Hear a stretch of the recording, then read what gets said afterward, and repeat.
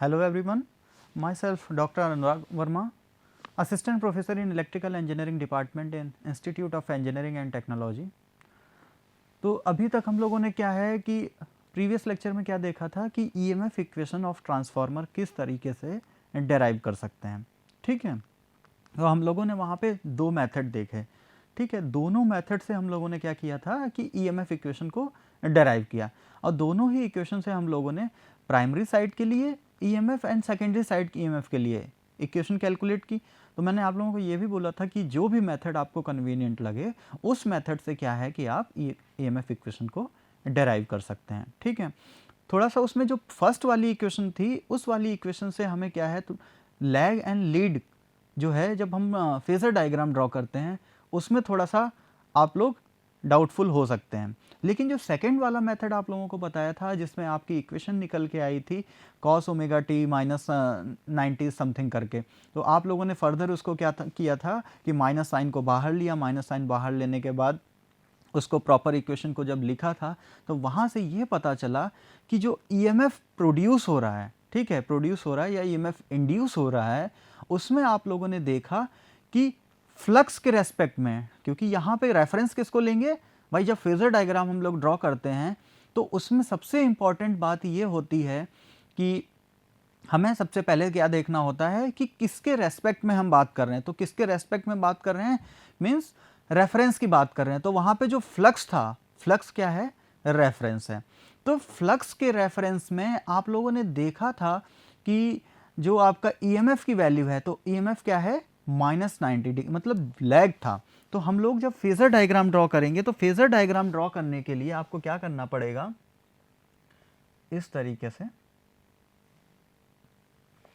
एक तो रेफरेंस हो गया, ठीक है, अभी बता दूंगा ये जब फेजर डायग्राम ड्रॉ करो, फाई हो गया, ठीक है। आपको इक्वेशन से क्या पता चला था कि 90 डिग्री लैग, ठीक है, 90 डिग्री लैग किसका, ईएमएफ जो था, EMF 90 degree lags by flux, ठीक। तो ये क्या आ जाएगा लैग में 90 डिग्री इस तरीके से नीचे, ठीक है, ये हो गया E1। तो इस तरीके से क्या है कि हम अभी फेजर डायग्राम को भी, कंप्लीट फेजर डायग्राम भी ड्रॉ करना सीखेंगे कि ट्रांसफार्मर का मतलब नो लोड के लिए, ठीक है, एक तो नो लोड के लिए, ठीक है, आइडियल के केस में, किसके केस में, आइडियल ट्रांसफार्मर। अभी ये जो नई टर्म्स इंट्रोड्यूस हो रही हैं ये सब मैं कवर करूंगा कि आइडियल ट्रांसफार्मर किसको बोलते हैं, नो लोड, और ये हो जाएगा लोड, ठीक है। आइडियल ट्रांसफार्मर में ही नो लोड पे एंड आइडियल ट्रांसफार्मर में ही नो लोड पे, ये हो गया आइडियल ट्रांसफार्मर। अब प्रैक्टिकल ट्रांसफार्मर की अगर बात करें, प्रैक्टिकल ट्रांसफार्मर, तो प्रैक्टिकल ट्रांसफार्मर कौन सा है वो भी देख लेंगे, प्रैक्टिकल ट्रांसफार्मर, ठीक है। तो प्रैक्टिकल ट्रांसफार्मर में भी क्या है, आपको पहले नो लोड पे देखना है, ठीक है, नो लोड, दूसरा क्या है ऑन लोड। तो इस तरीके से आइडियल ट्रांसफार्मर और प्रैक्टिकल ट्रांसफार्मर ये दोनों ही देखेंगे। चलो ये तो बात हो गई अभी तक पुरानी। अब इसके बाद क्या है कि जो ईएमएफ इक्वेशन हम लोगों ने डेराइव की थी उससे क्या क्या कंक्लूड कर सकते हैं, उससे क्या क्या इंफॉर्मेशन को हम एक्सट्रैक्ट कर सकते हैं। तो इक्वेशन क्या निकाली थी, इक्वेशन निकाली थी हम लोगों ने E equal to, general equation लिख रहा हूं मैं, 4.44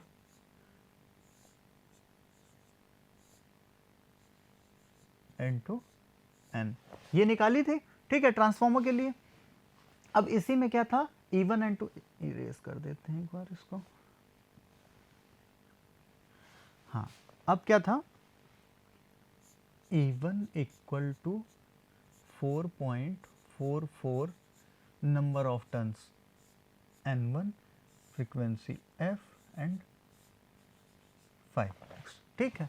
similarly for E2 4.44 N2 frequency 5x, frequency change नहीं होती है, ये ध्यान रखना, वोल्टेज लेवल का ट्रांसफॉर्मेशन होता है, ठीक।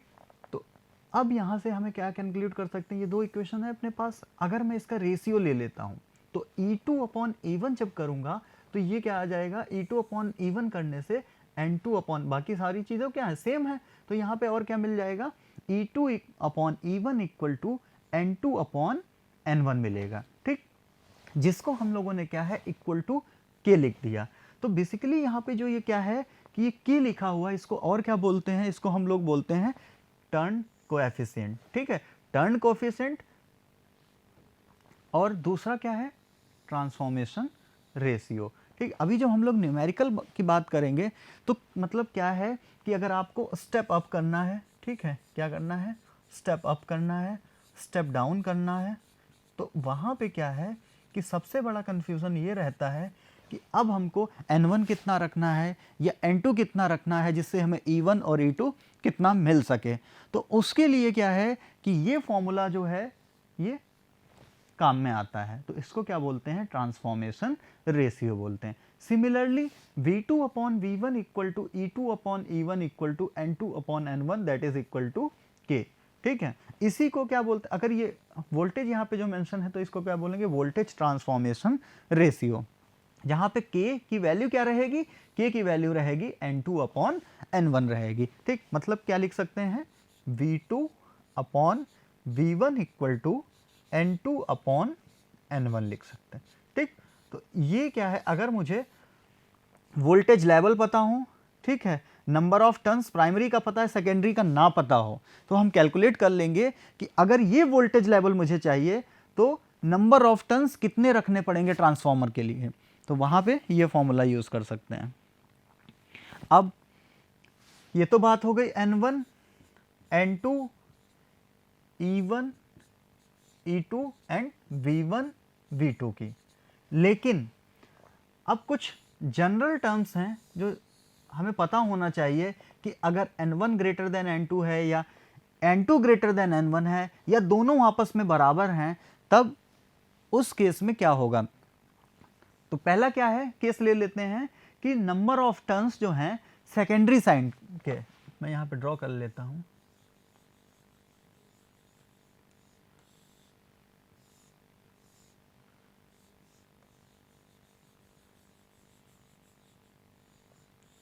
अभी आप क्या है, इसके टर्न्स जो हैं प्राइमरी के वो कितने हैं, N1 है, ठीक।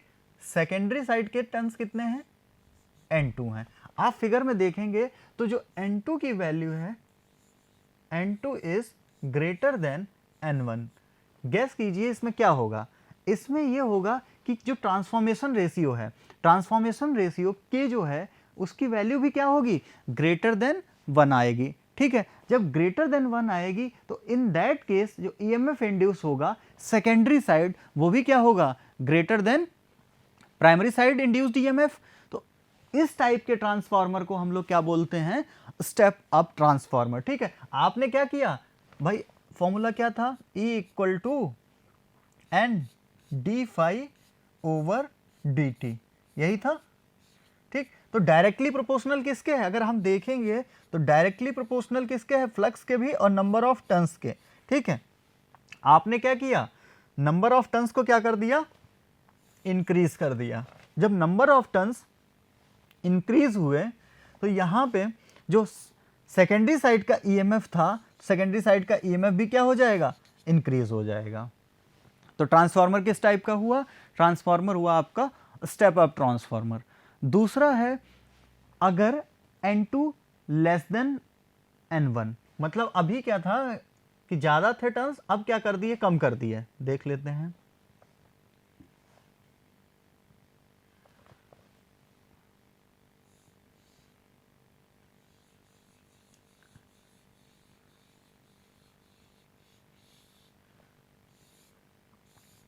N2 is less than N1, ठीक। अब ये जो N2 है और ये N1 है, तो N2 देख के पता चल रहा है कि N2 जो है, नंबर ऑफ टर्न्स हैं जो N2 में वो कम है। तो N2 is less than N1, तो ट्रांसफॉर्मेशन रेशियो K की वैल्यू यहाँ पे क्या होगी, ये एक्चुअली में चेंज कर लेना यहाँ पे, जो हम लोग लिख रहे थे, क्या लिख रहे थे, E2 upon E1 equal to N2 upon N1 equal to K लिख रहे थे, ठीक है। अब अभी क्या है कि जो N2 अपॉन N1 इस केस में K, तो N1 क्या है, N1 जो है वो ग्रेटर देन N2 है, ठीक है। तो डेनोमिनेटर क्या है, अभी डेनोमिनेटर क्या हो गया, बड़ा हो गया, तो K की जो वैल्यू निकल के आएगी, K की वैल्यू क्या होगी, लेस देन 1 होगी। ये चेंज कर लेना थोड़ा यहाँ पे, K इज लेस देन 1, ठीक है।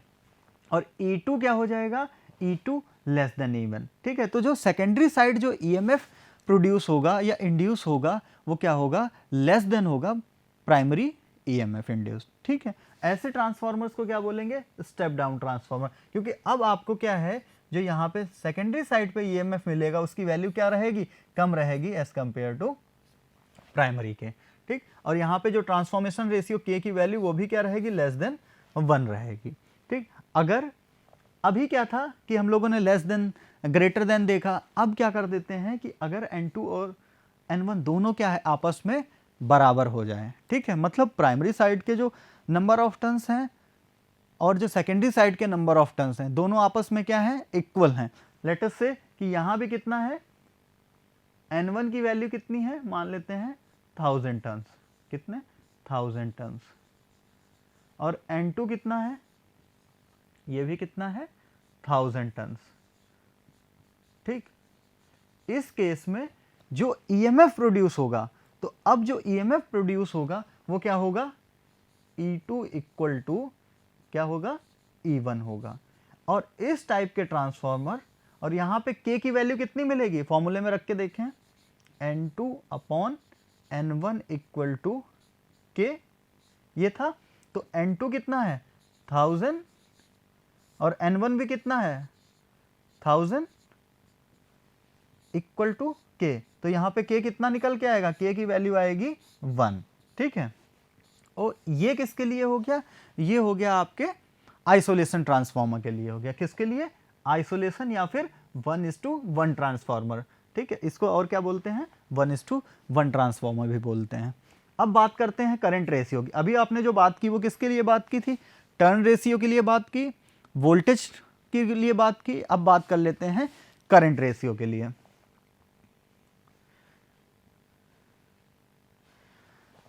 For an ideal transformer there are no losses, ठीक है। ये अभी आइडियल ट्रांसफॉर्मर में थोड़ा सा डिटेल में भी बता दूंगा कि कौन कौन से लॉसेस वहाँ पे जीरो होते हैं और उसकी क्या क्या प्रॉपर्टीज होती हैं या कैरेक्टरिस्टिक्स आइडियल ट्रांसफॉर्मर की क्या क्या होती हैं। तो अभी मैं जितनी भी बात कर रहा हूँ ये सब किसके लिए बात कर रहा हूँ, एक आइडियल कंडीशंस की बात कर रहा हूँ, आइडियल ट्रांसफॉर्मर के लिए बात कर रहा हूँ। देयर आर नो लॉसेस, ठीक है। तो जब कोई लॉसेस नहीं है इसका मतलब क्या है, इनपुट इज इक्वल टू क्या मिलेगा, आउटपुट मिलेगा, ठीक है। इनपुट इक्वल टू आउटपुट, ठीक है। तो ये BA जो रेटिंग है ये भी डिस्कस करूंगा कि इसकी रेटिंग BA में ही क्यों होती है, ठीक है। ये B का मतलब यहाँ पे क्या है, वोल्ट, और A जो है वो क्या है, एम्पियर है, ठीक है, वोल्ट एम्पियर। इसका आउटपुट भी BA, तो इसकी रेटिंग BA में ही क्यों होती है ये भी हम लोग अभी डिस्कस करेंगे। लेकिन उससे पहले क्या है कि input BA equal to output BA, ठीक है। तो इनपुट मतलब V1 I1 इक्वल टू क्या है, V2 I2। जो V है वोल्ट के लिए, और एम्पियर जो किसके लिए, किसकी यूनिट होती है, करंट की होती है। तो इनपुट साइड के लिए आपका क्या हो जाएगा, इनपुट साइड के लिए वोल्ट V1 और करंट I1, ठीक है। सिमिलरली फॉर सेकेंडरी साइड, तो सेकेंडरी साइड के लिए क्या हो जाएगा, B2 इंटू I2 हो जाएगा। अब यहां से क्या है कि वोल्टेज वाले टर्म एक साथ ले आओ, करंट वाले टर्म एक साथ लेके आएंगे। तो V1, एक मिनट इरेज कर, क्या लिखा है, input is equal to output, ठीक है। तो रेटिंग किसमें है, BA में है, ठीक है, BA। तो V1 I1 is equal to क्या है, V2 I2 है, ठीक। वोल्टेज वाले टर्म एक साथ कर लेते हैं, V1 upon V2 is equal to I2 upon, voltage यहां आ गया, ठीक है, करंट इधर आ गया। तो V1 upon V2 equal to क्या आ गया, I2 अपॉन, या फिर हम क्या लिख सकते हैं इसको, V2 upon V1 equal to I1 upon I2 लिख सकते हैं, ठीक है। अच्छा ये बताओ, अभी हम लोगों ने V2 अपॉन V1 क्या पढ़ा था, तो V2 अपॉन V1 हमने क्या पढ़ा था, V2 upon V1 equal to E2 upon E1 equal to N2 upon N1 equal to K, ठीक है, ट्रांसफॉर्मेशन रेशियो। तो अब यहाँ पे मैं क्या प्लेस कर सकता हूँ, इसकी जगह पे रख सकता हूँ I2 अपॉन, एक मिनट, इरेजर,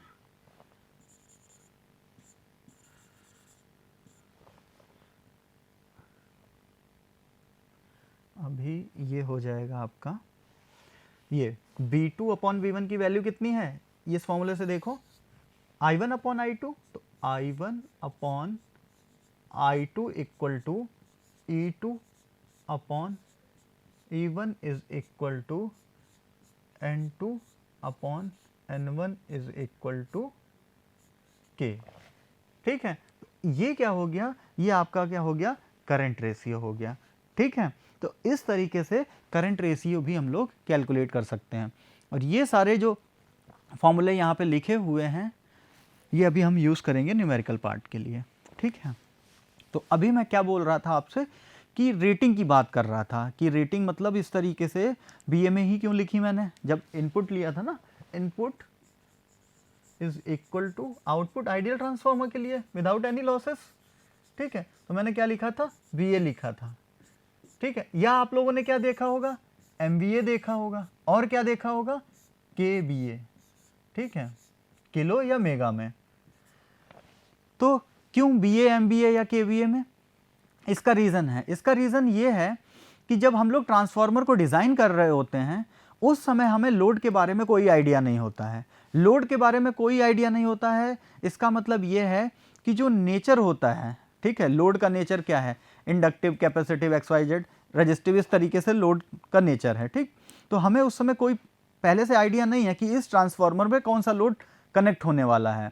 तो क्या है कि उसकी यूनिट जो है, there is no idea about load and its nature, so its rating is expressed in BA, KBA या MBA, या ये कह सकते हैं कि copper loss is directly proportional to the I square, ठीक है। कॉपर लॉसेस क्या होते हैं, आई स्क्वायर, और इस तरीके से होता है, मतलब डायरेक्टली प्रोपोर्शनल किसके हो गए, करंट के डायरेक्टली प्रोपोर्शनल हुए, ठीक है, मतलब स्क्वायर ऑफ द करंट।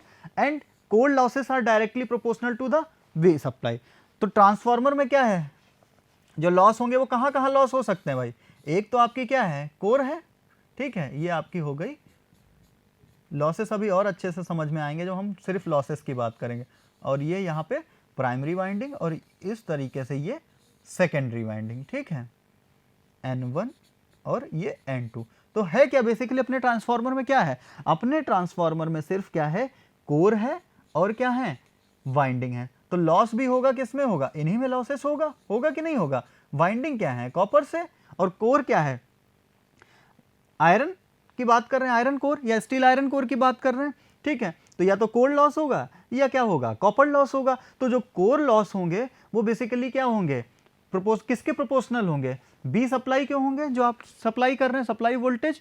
और जो आपके कॉपर लॉस होंगे, कॉपर लॉस जो बाइंडिंग की बात कर रहे हैं वो किसके प्रोपोर्शनल होंगे, directly proportional to the square of the current, ठीक।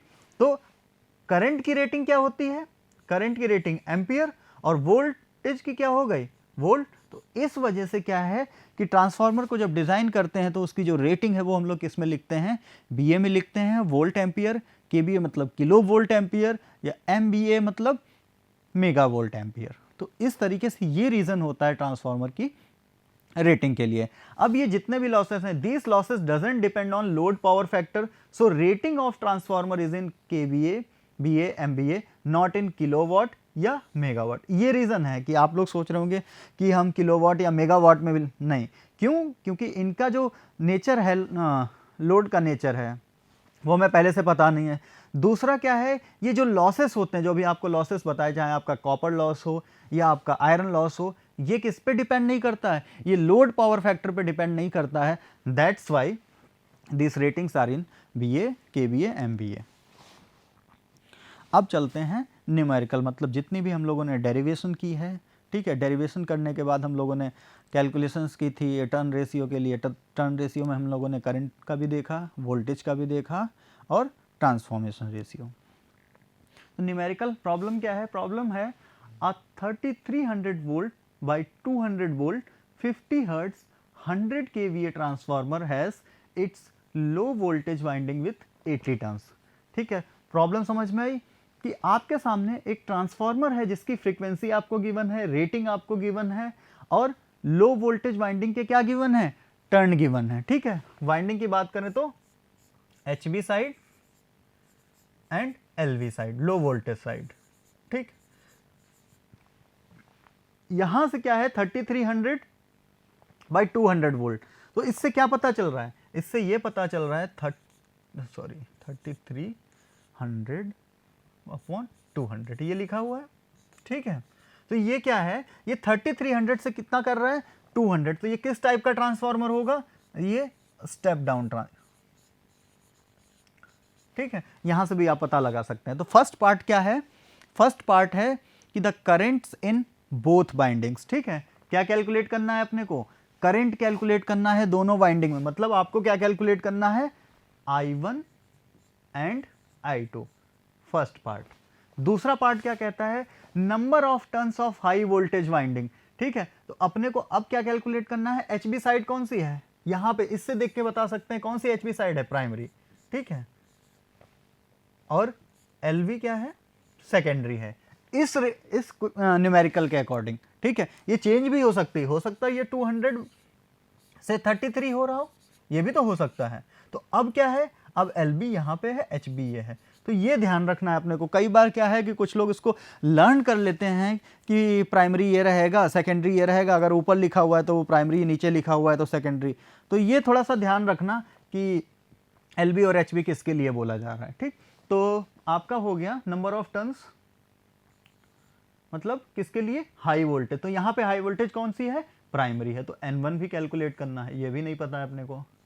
ठीक है, नेक्स्ट क्वेश्चन ये है, maximum value of flux transformer is fully loaded. Condition क्या गिवन है कि ट्रांसफार्मर क्या है, फुली लोडेड है। ठीक है, तो मैक्सिमम वैल्यू ऑफ फ्लक्स मतलब phi m we have to calculate. ये पैरामीटर्स अपने को कैलकुलेट करना है ऑन द बेसिस ऑफ जो भी हम लोगों ने अभी तक पढ़ाई की है। तो जो भी गिवन था हमने लिख लिया, 3300 by 200 volt 100 kVA, F equal to 50 hertz, N2 equal to 80 turns. ठीक है, ये गिवन है। तो primary current at full load I1 के लिए क्या लिखेंगे, अब हम लोगों ने अभी तक क्या है, जो फॉर्मूला करंट रेशियो का पढ़ा था उसी के कैलकुलेट कर सकते हैं कि KVA इंटू 1000 से मल्टीप्लाई क्यों किया, क्योंकि यहाँ पे जो रेटिंग गिवन है वो किस में गिवन है, किलो में गिवन है, अपॉन 3300। ठीक है, तो यहां से करंट की वैल्यू क्या आ गई, करंट की वैल्यू आ गई 30.303 एम्पियर, ये प्राइमरी करंट निकल के आ गई। ठीक है, सेकेंडरी करंट कैलकुलेट करने के लिए नीचे क्या आ जाएगा, नीचे V2 आ जाएगा। ठीक है, ये क्या था, ये V1 लिखा हुआ था। ठीक है, तो इस तरीके से हम लोग क्या है कि प्राइमरी करंट और सेकेंडरी करंट कैलकुलेट कर रहे हैं। तो 100 into 10 to the power 3 upon 200 कितना निकल के आया करंट, 500 एम्पियर। ठीक, अब दूसरा क्या था, टर्न्स कैलकुलेट करने हैं, तो टर्न रेशियो पे जाना पड़ेगा। तो V2 upon V1 equal to N2 upon N1 equal to E2 upon E1 equal to K। तो देख लेते हैं यहाँ पे कौन कौन से पैरामीटर अपने को गिवन है, क्या क्या गिवन था, अपने को गिवन है N2 भी है गिवन। ठीक है, N1 कैलकुलेट करना है, और क्या क्या गिवन है, B2 भी पता है, B1 भी पता है, तो यूज कर लेते हैं ये फॉर्मूला। तो N1 इक्वल टू क्या आ जाएगा, N2 multiply by V2 upon V1 equal to V2 की वैल्यू प्लेस करो, V1 प्लेस करो और मल्टीप्लाई बाई 80 जो N2 गिवन था क्वेश्चन में। तो इस तरीके से नंबर ऑफ टर्न्स जो प्राइमरी साइड के निकल के आए वो कितने निकल के आए, 1320 टर्न्स। ठीक है, थर्ड पार्ट क्या था, मैक्सिमम वैल्यू ऑफ फ्लक्स। ठीक, तो मैक्सिमम वैल्यू ऑफ फ्लक्स कहां से मिलती है, हमें जाना पड़ेगा वापस से किसमें, ट्रांसफार्मर की इक्वेशन में। तो इक्वेशन क्या थी अपने पास, 4.44 frequency multiply by 5m N1। अब अपने को क्या क्या गिवन है यहाँ पे, सारा ही कुछ तो गिवन है, एफ भी पता है, N1 भी पता है, E1 भी पता है। तो E1 कितना हो गया 3300, 4.44 मल्टीप्लाई बाई 50 जो कि फ्रीक्वेंसी है, और N1 जो हमने कैलकुलेट किए 1320। ठीक है, तो इस तरीके से हम लोग क्या कर सकते हैं, ये सारे पैरामीटर्स कैलकुलेट कर सकते हैं। ठीक है, दूसरा क्या है कि सबसे इम्पॉर्टेंट बात यह है कि जब हम लोग अभी इससे आगे बढ़ेंगे तो आगे बढ़ने में क्या है कि हम लोग क्या क्या देखेंगे। सबसे पहले तो पढ़ेंगे आइडियल ट्रांसफार्मर। ठीक है, आइडियल ट्रांसफार्मर में और हम लोग क्या पढ़ेंगे, आइडियल ट्रांसफार्मर में उसकी कैरेक्टरिस्टिक देखेंगे। जैसे परमेबिलिटी की बात करेंगे तो परमेबिलिटी कितनी रहनी चाहिए, हाई रहनी चाहिए, लो रहनी चाहिए, या लॉसेस हैं तो कितने लॉसेस हैं। पहली बात तो अगर आइडियल की बात कर रहे हो तो देयर आर नो लॉसेस। ठीक है, अब कोई लॉसेस नहीं है तो वहाँ पे एफिशिएंसी क्या होगी, एफिशिएंसी क्या होगी, अगर इनपुट इक्वल टू आउटपुट ही है तो आप लोग एफिशिएंसी का फॉर्मूला सिंपल यही तो लिखते हैं, आउटपुट अपॉन इनपुट प्लस जितने भी लॉसेस हैं। बट लॉसेस तो आइडियल के केस में जीरो हो गए, और आउटपुट और इक्वल टू इनपुट है तो एफिशिएंसी क्या आ जाएगी, अगर मल्टीप्लाई बाई 100 परसेंटेज में निकालें तो एफिशिएंसी कितनी आएगी, 100% आएगी। तो इस तरीके से कई सारे पैरामीटर्स हैं, हम आइडियल के लिए भी देखेंगे, प्रैक्टिकल के लिए भी देखेंगे। ठीक है, तो तब तक के लिए हम लोग यहीं तक, बाकी नेक्स्ट लेक्चर में कंटिन्यू करेंगे। Thank you.